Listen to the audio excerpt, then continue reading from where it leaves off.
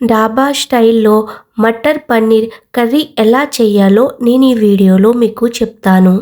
Restaurant అయినా, డాబాలో అయినా మనం తిన్నప్పుడు అనుకుంటాం, ఏంటి పన్నీర్ ఇంత సాఫ్ట్‌గా ఉంది అండ్ గ్రేవీ ఇంత థిక్‌గా ఎంత టేస్ట్‌గా ఉంది అని. కానీ నేను ఈ వీడియోలోని ఫుల్ క్లియర్‌గా స్టెప్ బై స్టెప్ మీకు చెప్తాను. పన్నీర్ సాఫ్ట్‌గా రావాలి, గ్రేవీ కూడా చాలా టేస్ట్‌గా ఉండాలి. ఎలా చేయాలో నేను ఈ వీడియోలో చెప్తాను. Hi everyone, soft paneer and matar తీసుకోండి. ఈ పన్నీర్ నేను ఆర్డర్ చేశాను, కానీ మీరు ఇంట్లో చేసుకుంటే ఇంకా చాలా బాగుంటుంది. కర్రీకి మనం పేస్ట్ రెడీ చేసుకోవాలి. ఉల్లిపాయ, అల్లం, వెల్లుల్లి, గసగసాలు మెత్తగా రుబ్బుకోండి. నెక్స్ట్ స్క్రీన్ పైన ఇచ్చిన మసాలాలన్నీ రెడీ చేసుకోండి. కొంచెం కాజు తీసుకొని వాటర్ వేసుకొని నానబెట్టుకోండి. పన్నీర్కి చిన్న పీస్ కాకుండా మీడియం పీస్లోని కట్ చేసుకోండి.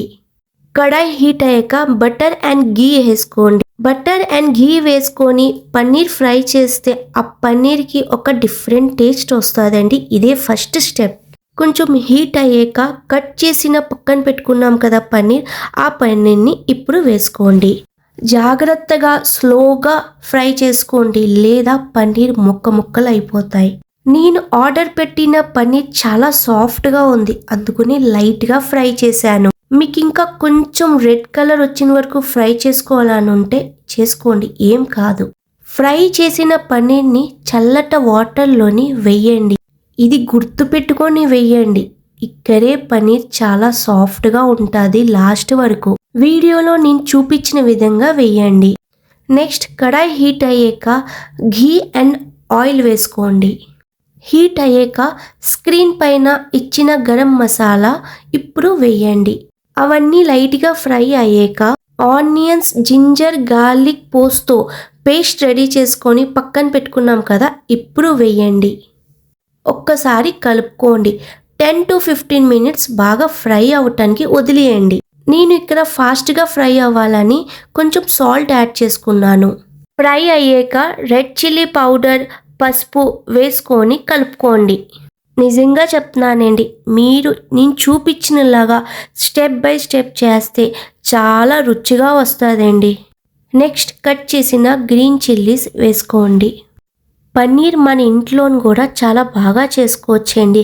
నేను అది కూడా వీడియో పెడతానండి, పన్నీర్ ఎలా చేయాలో అని. మూత పెట్టి ఆ మసాలాకి 5 to 10 minutes బాగా కుక్ చేసుకోండి. తర్వాత టొమాటో పేస్ట్, తగినంత సాల్ట్ వేసుకోండి. ఇక్కడ సాల్ట్ చూసుకొని వేసుకోండి. మనం ముందు కూడా వేసుకున్నాం, ఇప్పుడు కూడా వేసుకుంటున్నాం కాబట్టి తగినంత సాల్ట్ వేసుకోండి.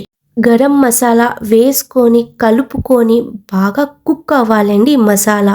ఆయిల్ పైకి తేలిన వరకు ఫ్రై అవ్వాలండి మనకి ఈ మసాలా. ఈ కర్రీలో గ్రేవీయే చాలా ఇంపార్టెంట్ అండి. ఆ గ్రేవీయే చాలా టేస్ట్గా వస్తుంది కూడా. చూడండి ఆయిల్ మొత్తం ఎలా తేలుతుంది. ఇప్పుడు మనం గ్రీన్ పీస్ని వేసుకోవాలి. వేసుకొని కలుపుకోండి. ఇప్పుడు ఈ గ్రీన్ పీస్ కూడా కుక్ అవ్వాలి కదా, అందుకనే మూత పెట్టుకొని 5 minutes కుక్ అవ్వటానికి ఇవ్వండి. నేను చూపించిన విధంగా చేయండి. ఏదైనా మిస్ చేస్తే టేస్ట్గా రాదండి. అంతా ఫ్రై అయ్యాక పన్నీర్ని మనం ఒక వాటర్లో వేసుకొని నానబెట్టుకున్నాం కదా, వాటర్ కాకుండా పన్నీర్ ముక్కల్ని వేసుకోండి. అంతా వేసుకొని కలుపుకోండి ఒకసారి. కలుపుకొని ఇప్పుడు మూత పెట్టి 5 to 10 minutes కుక్ అవ్వాలి. ఎందుకంటే పన్నీర్లో కూడా ఆ మసాలాలన్నీ వెళ్ళాలి. మీరు ఒక్కసారి మీ ఇంట్లోని ఈ కర్రీ చేయండి, చూడండి మీ ఇంటి వాళ్ళు మళ్ళీ చేయమంటారు.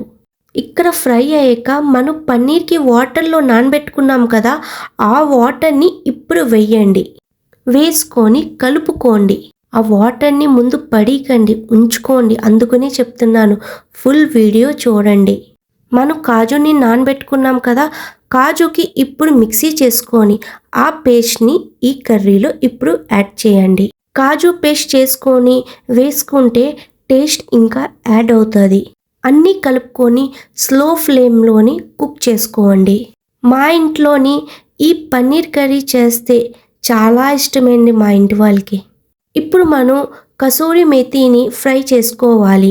ఒక్కటి మరీ చెప్తున్నాను, జాగ్రత్తగా వినండి. కడాయైనా పోపు గిన్నెలైనా ఫ్రై చేసినప్పుడు అక్కడ హీట్ అయిన తర్వాత ఫ్లేమ్ని ఆఫ్ చేసుకొని అప్పుడు కసూరి మేతిని ఫ్రై చేసుకోండి. ఎందుకంటే అంత హీట్ అవసరం లేదు. కసూరి మేతికి కొంచెం హీట్ ఉంటే చాలండి. గ్యాస్ ఆఫ్ చేసుకొని నేను చూపించిన విధంగా కసూరి మేతిని యాడ్ చేసుకోండి.